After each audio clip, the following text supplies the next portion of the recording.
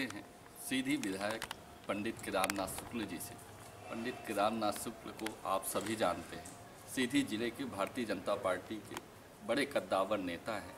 अभी गत विधानसभा चुनाव में बड़े अंतरों से उनकी जीत हुई थी, जबकि ऐसी कई विसंगतियां चुनाव में सामने आई, कई भीतरघात का सामना उनको करना पड़ा, लेकिन जनता जनार्दन ने भरपूर उनका साथ दिया और एक बार फिर जनता के बीच में एक जनप्रतिनिधि के तौर पर सामने आए हैं। लोकसभा चुनाव है सामने, इन्हीं सब विषयों को लेकर हम उनसे चर्चा करते हैं। पूरे मध्य प्रदेश में पार्टी के पक्ष में परिणाम तो आए, 15 साल के एंटी इनकम्बेंसी के बावजूद पार्टी ने संघर्ष किया, सिर्फ महज 4-6 सीटों के अंतर से सरकार नहीं बना पाई। क्या लगता है आपको कि नेताओं को और हमारे उन साथियों को जो चुनाव लड़ रहे थे अति आत्मविश्वास में पड़े हुए थे, जिसकी वजह से गड़बड़ हुआ और जहाँ कहीं भी लोगों ने अति आत्मविश्वास को छोड़कर आत्मविश्वास के साथ काम किया और उन्होंने विजय भी हासिल की। लेकिन कहीं ना कहीं कष्ट होता है जब हम मंजिल के करीब आकर और मंजिल ना मिले तो एक आत्मग्लानि होती है, लगता है कि थोड़ी सी ऐसा तो होता है, ये तो मनुष्य की स्वाभाविक प्रक्रिया है जी, मनुष्य का स्वभाव है जी। जहाँ कहीं भी इस तरह गड़बड़ी हुई है पार्टी इसमें सुधार करेगी। लेकिन जो ज़िले की जनता है, जो जनार्दन है, वो हर बार आपको एक प्रतिनिधि के तौर पर चुनती है और ये चाहती है कि आप उनका नेतृत्व करें और ज़िले का विकास करें, क्षेत्र का विकास करें। लेकिन लगातार 4 बार आप विधायक होने के बावजूद एक ऐसा कोई बड़ा दायित्व नहीं मिला, वो कहीं ना कहीं जनता ये तो उनका सोचने का काम था और इस बार तो सरकार नहीं बनी जी, लेकिन इन सब बातों का बहुत फ़र्क नहीं पड़ता। पार्टी के प्रोग्राम, सरकार के प्रोग्राम, इनको अगर ईमानदारी के साथ कोई विधायक जी, अपने क्षेत्र में उतारता है जी, और जनता के बीच में उसको रखता है तो जनता इस बात को अप्रिसिएट करती है। इसके लिए बहुत कुछ पद ओहदा ज़्यादा महत्व नहीं रखता, और अगर पद ओहदा ज़्यादा महत्व रखता तो अपने रीवा शहडोल संभाग में सामान्य सीटों में सबसे अधिक वोट से मैं कैसे जीतता। जी, और लोग भी थे, पदाधिकारी थे और थे, वो लोग नहीं। तो हमारा तो ये मूल उद्देश्य है जनता की सेवा और जनता के लिए समर्पण और पार्टी के रीतियों नीतियों को नीचे तक पहुंचाना। जी। मैं समझता हूँ इसे ही सबको करना चाहिए और जो लोग नहीं करते हैं उनको कहीं न कहीं खामियाजा भुगतना पड़ता है। अगर इन पिछले 15 सालों की बात करें तो आपने कई ऐसे बड़े प्रोजेक्ट सीधी ज़िले में आपने लाया। अगर हम सीधी नगर पालिका की बात करें तो नल जल परियोजना, जो कि अपने आप में बहुत बड़ी परियोजना सीधी के लिए थी, इतना बड़ा बजट सेंक्शन करा के लाना वो एक मील का पत्थर गाड़ने जैसा था। दूसरी बात कि सीधी को स्मार्ट सिटी का दर्जा दिलाना, तो ऐसी कई उपलब्धियां रही हैं आपके कार्यकाल में। क्या लगता है कि जो स्मार्ट सिटी की जिस मंशा से दर्जा आपने दिलाया, आपकी मेहनत से बजट भी सेंक्शन हो गया, उस दिशा पे काम हो रहा है? नहीं, जो सीधी में पुराने कलेक्टर थे वो भी, जो वर्तमान कलेक्टर हैं वो भी। देखिए, कोई भी सरकार कोई घोषणा करती है, कोई योजना आती है तो कलेक्टर उसकी मेन धुरी होता है और पूरे प्रशासनिक अमले को उस उद्देश्य के मुताबिक चलाना कलेक्टर का काम होता है। पुराने कलेक्टर ने भी इस दिशा में काम किया, नए कलेक्टर भी इस दिशा में काम कर रहे हैं। मैं उन्हें धन्यवाद दूंगा, साधुवाद दूंगा कि उन्होंने सीधी मिनी स्मार्ट सिटी को बनाने की दिशा में बहुत तेज़ी से काम किया है। और हमारी तो बीच बीच में चर्चा हुई भी। हाँ, इतना ज़रूर था कि निगरानी समिति की बैठक नहीं हुई थी। मैंने नगर पालिका अधिकारी को कहा कि इस निगरानी समिति की बैठक बुलाइए। मैं तो कलेक्टर से टेलीफोन पर भी मिल लेता हूँ, बैठ के भी मिल लेता हूँ, लेकिन और जो सदस्य हैं उन सब की भी जानकारी में सारी बातें रहें, कोई अंधेरे में ना रहे कि हम क्या कर रहे हैं। और हमें 25 करोड़ रुपया मिला है, उसका यूटिलाइजेशन मतलब उसका ठीक ढंग से सदुपयोग हो। और 350 करोड़ हमें मिलने हैं जी। और अब सरकार कांग्रेस की है, भाजपा की नहीं है जी। लेकिन हमें विश्वास है कि हम वो पैसा ले आ लेंगे जी। और सीधी मिनी स्मार्ट सिटी बनेगा और इस दिशा में हम काम कर पाएंगे। जो वर्तमान कलेक्टर हैं, सीधी अगर हम विधानसभा की बात करें, सीधी शहर की बात करें, मुख्यालय में सबसे बड़ी समस्या पार्किंग की। लेकिन जिस तरह से अभी हमने देखा कि देखिए, नेता काम करने वहाँ नहीं जाएगा मुझे पे। नेता तो नीति बनाने में काम रहे। नेता का नीति बनाना काम तो अफसर ही करेंगे, प्रशासन ही करेगा। यहाँ बहुतेरे प्रशासन और नेता के बीच में लकीरें खींचना शुरू कर दिया। कुछ नेता प्रशासन के उसमें प्रश्न चिन्ह लगाने लगे। मैं समझता हूँ कि शासन और प्रशासन के अंतर को वो नहीं समझते, विधायिका और कार्यपालिका के अंतर को वो नहीं समझते। कार्यपालिका का एक प्रमुख अंग है ब्यूरोक्रेसी में कलेक्टर, किसी भी जिले में कार्यपालिका का सबसे महत्वपूर्ण अंग है, एग्जीक्यूटिव पोस्ट है वो। और इस नाते अगर कोई कलेक्टर वो अपने घर का काम नहीं कर रहा है, वो जनता का काम कर रहा है, अगर हमारे सीधी के बारे में सही सोच के साथ काम कर रहा है तो हमें उसे नैतिक समर्थन देना चाहिए, हमें उसे समर्थन देना चाहिए, उसको हतोत्साहित नहीं करना चाहिए। और इसलिए मुझे तो अभी कहीं भी कलेक्टर के काम में गड़बड़ी दिखाई नहीं पड़ रही है और इसलिए मैं पूरी तरह से मेरा बर्दाश्त उनके साथ है। जी। अगर हम बात करें गत विधानसभा चुनाव की, परिणाम जो भी हो, सरकार अंततः कांग्रेस की बनी, लेकिन लोकसभा चुनाव पार्टी के लिए बहुत बड़ा टास्क है और केंद्र में सरकार बनाने के लिए पार्टी द्वारा ऐसे प्रत्याशियों को चुनाव मैदान में उतारा जाएगा। पार्टी निश्चित रूप से अच्छे प्रत्याशियों का चुनाव करेगी।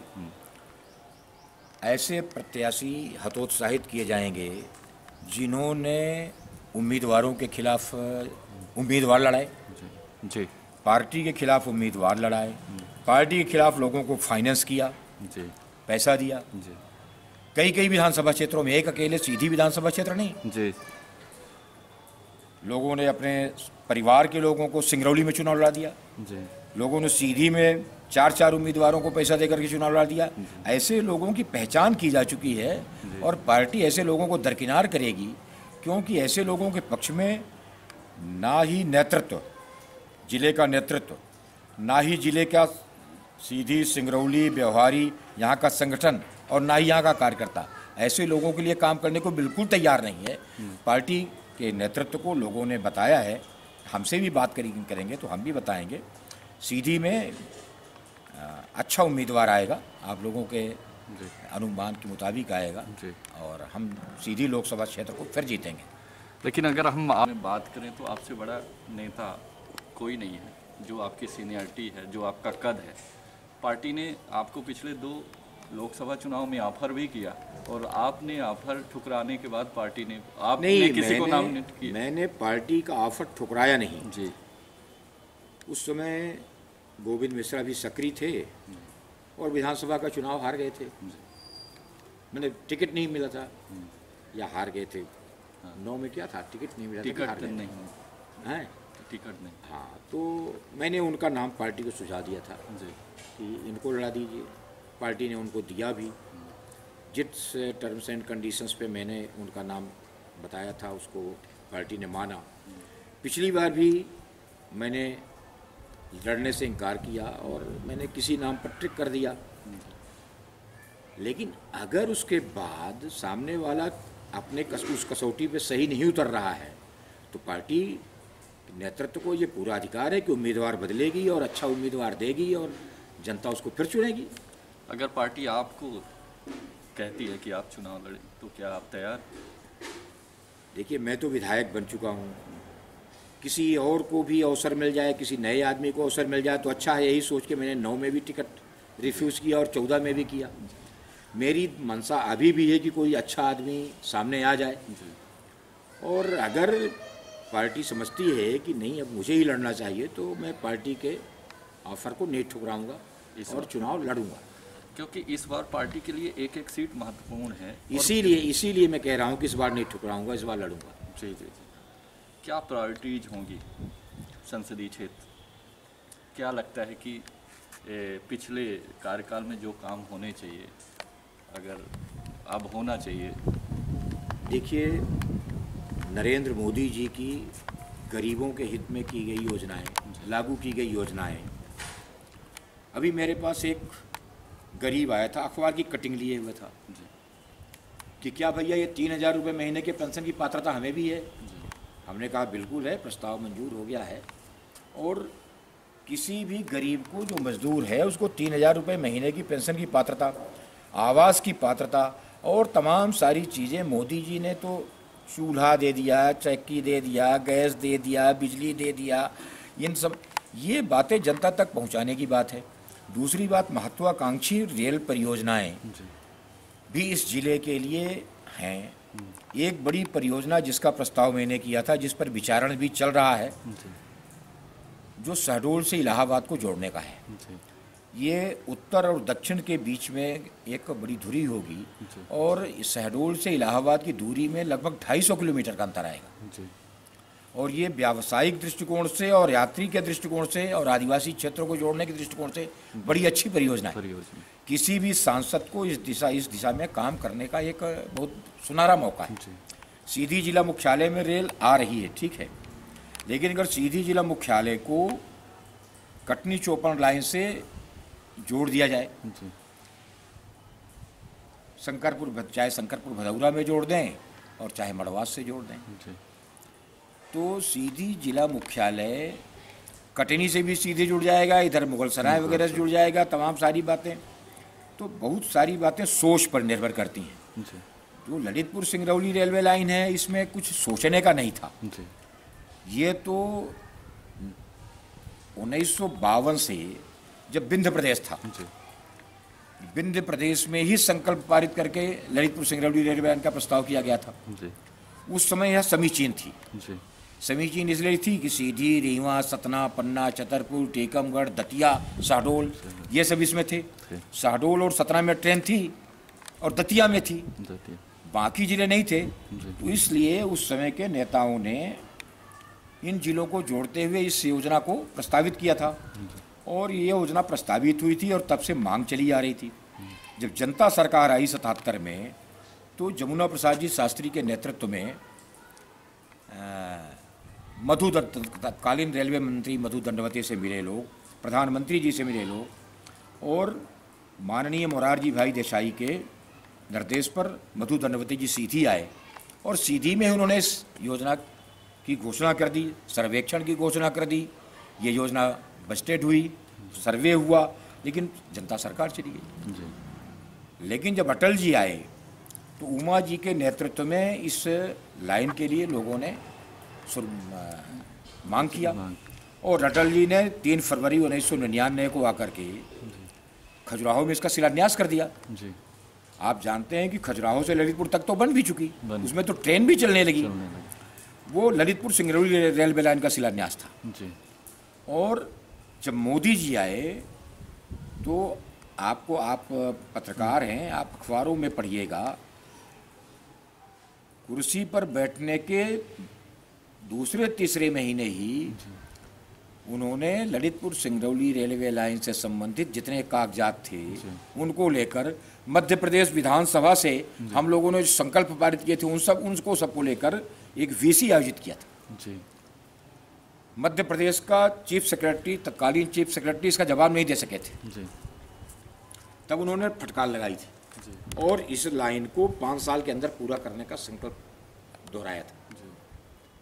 कतिपय कारणों से अभी ये नहीं पूरी हो पाई है, तत्काल पूरी होगी, क्योंकि मोदी जी ने इसको जो गंभीरता से लिया था कि बड़े लंबे समय से इसकी मांग है, ये तो होगी ही, होना ही है और काम शुरू है।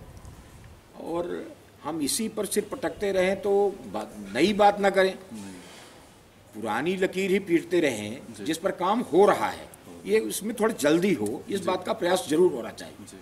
लेकिन हम इसी की लकीर पीटते रहें, ये हमारा काम नहीं। हम नेता हैं, हमें नीति बनाना है। हमें सीधी में नए नए विकास के लाने, उद्योग धंधे कुछ लाए जाए। सीधी में संचार के क्षेत्र में भी बहुत काम करने की ज़रूरत है। सीधी का और सिंगरौली का, व्यवहारी का, इस संसदीय क्षेत्र का लगभग 50% हिस्सा भी ऐसा है जो संचार साधनों से नहीं जुड़ा है। हमें उसे संचार साधनों से जोड़ने की ज़रूरत है। रेलवे, संचार और कुछ राष्ट्रीय राजमार्ग, इन सब की मांग किया जाना चाहिए और इन सब के लिए लड़ाई लड़ी जानी चाहिए। मैं नहीं कहता हूं कि एक दिन में पूरा हो जाएगा, लेकिन इनकी नींव डालनी चाहिए। इनकी नींव के साथ हमारे राजनीतिक काम चलने चाहिए, उद्देश्य चलने चाहिए। कोई काम एक दिन में नहीं पूरा होता। जब 1953 में स्वर्गीय चंद्र प्रताप तिवारी ने विंध्य प्रदेश की विधानसभा में ललितपुर सिंगरौली रेलवे लाइन का प्रस्ताव किया था 1953, और आज वो लाइन, उसमें काम चल रहा है। तो अगर उन्होंने सपना था उनका, तो अगर एक दिन में सपना पूरा होना होता तो होता। आज तक वो सपना, उस सपने पर काम चल रहा है। हमें मांग करनी चाहिए, हमारी को बात दोहराना चाहिए। ये नहीं सोचना चाहिए कि मैं मांग करूं और वो तत्काल हो जाए। और हमेशा नई बात कहने चाहिए, नए प्रयोग करने चाहिए। सांसद का बहुत बड़ा पद है। सांसद के सामने मंत्री फंत्री कहीं नहीं लगते अगर सांसद की सोच सही हो। सांसद का पद व्यक्तिगत सुखों के लिए नहीं है। व्यक्तिगत सुखों को तिलांजलि देनी पड़ती है। 3 जिलों में क्षेत्र फैला हुआ है, उसके पास ऐशो आराम के लिए समय कहाँ है? उसको तो उन 3 जिलों में घूमते हुए जनता की समस्याओं को उठाने में ही उसका समय जाना चाहिए। हम एक विधानसभा क्षेत्र के विधायक हैं, हमें चैन नहीं है। 8 विधानसभा क्षेत्र होते हैं इसमें, और इस नाते सांसद का जो एक फर्ज है उसको निभाने के लिए हमें नींद नारी भोजन परिहरई, इस सिद्धांत पे चलना होगा। लक्ष्मण जी के बारे में कहा ना कि आखिर मेघनाथ को वही मारेगा जो नींद नारी भोजन परिहरई, जो नींद नारी और भोजन का परिहार कर देगा। अगर हम इनमें मशगूल रह जाएंगे तो हम सेवा क्या करेंगे? और इसलिए हमको इस मामले में जो भी हमारा उम्मीदवार हो उसको इतना सोच के चलना पड़ेगा और समर्पण के साथ चलना पड़ेगा। इस सीधी जिले को मंत्रिमंडल में जगह भी मिली, कमलेश्वर पटेल को कैबिनेट मंत्री बनाया गया। क्या लगता है कि जिले का विकास एक कैबिनेट दर्जे का मंत्री कर पाएगा या कर रहा है उस दिशा में? ऐसा है, कमलनाथ जी को मंत्री बनाने थे जी। विंध्य प्रदेश में कोई और था नहीं जी। हमारे कमलेश्वर भाई को मौका मिल गया जी। अब ये कमलेश्वर भाई को साबित करना है कि वो सही मंत्री हैं कि नहीं हैं। अगर जैसा अभी तक देखने को मिल रहा है कि वो ट्रांसफ़र, प्रमोशन, पोस्टिंग में उलझे हुए हैं जी। हम लोगों ने जो क्षेत्रीय छोटी छोटी योजनाओं के लिए पैसे मंजूर कराए थे, उन पैसों को वापस लेने में उनका समय जा रहा है जी। और उनका कहीं बाबू से, कहीं चपरासी से, कहीं ग्राम वो क्या होता है रोजगार सहायक से, सेक्रेटरी से, इनसे लड़ने में उनका समय जा रहा है जी। तो जितना बड़ा उनके पास विभाग है और जिस दिशा में वो काम कर रहे हैं, अभी तो शुरुआत ठीक नहीं दिखाई दे रही जी। और उनको बड़े ऊंचे सोच के साथ सीधी जिले में ग्रामीण विकास की परियोजनाएं लानी चाहिए। उनके लिए प्रशासनिक अधिकारियों को बैठा करके बातें करनी चाहिए, योजनाएं बनानी चाहिए। और अगर रोजगार सहायक और सेक्रेटरी और इन सब में उलझे रहे तो मैं समझता हूं कि अभी वो जनपद के बाहर नहीं निकल सके जी। अगर हम देश की बात करें, देश की आंतरिक सुरक्षा की बात करें, तो जिस तरह से देश में घटनाएं हो रही हैं, अगर हम 2 दिन पहले जो एक पुलवामा में बीएसएफ के साथ आत्मघाती एक घटना हुई, कई जवान हमारे शहीद हो गए, क्या लगता है कि तरह से सुरक्षित है?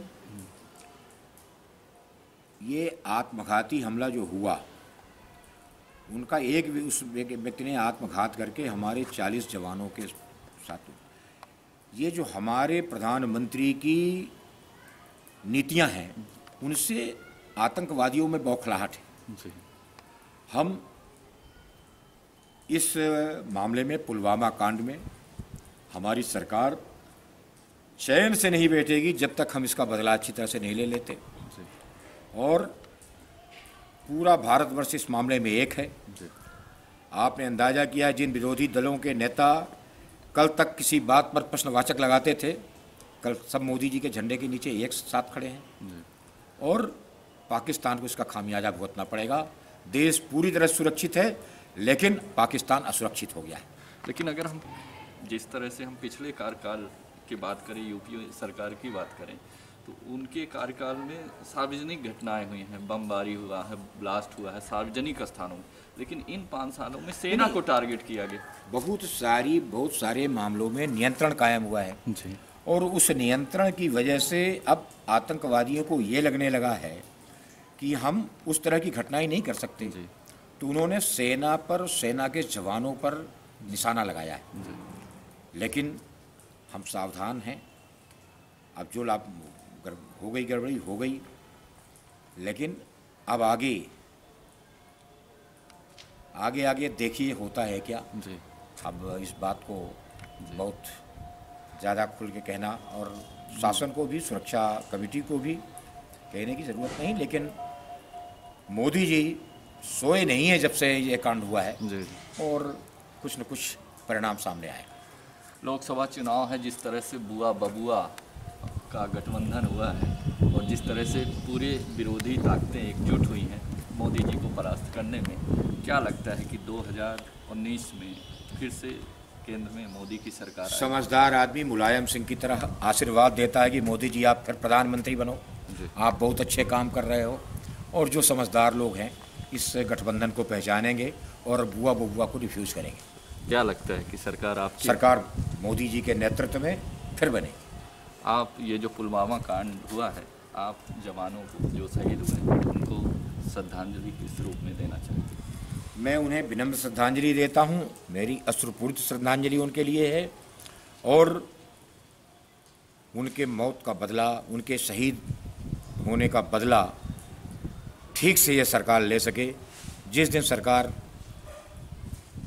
कि ये कदम उठेंगे, आप लोगों को सबको मालूम होंगे, तब जाकर के कहीं हृदय में धधकती हुई आग में कुछ ठंडक आएगी।